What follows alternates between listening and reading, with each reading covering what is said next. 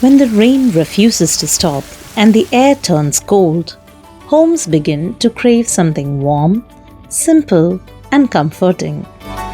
That's when pepper rasam takes its place on the stove. Tamarind water, turmeric,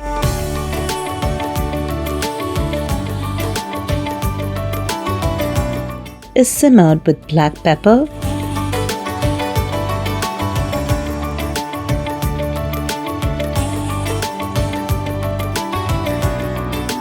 and salt.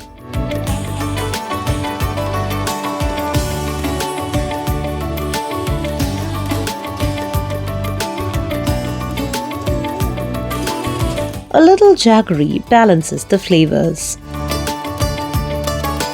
followed by crushed cumin.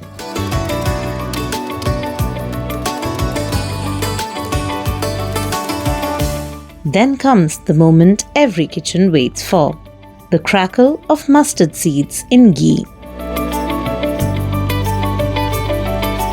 followed by dried red chilies, curry leaves, and a pinch of asafoetida.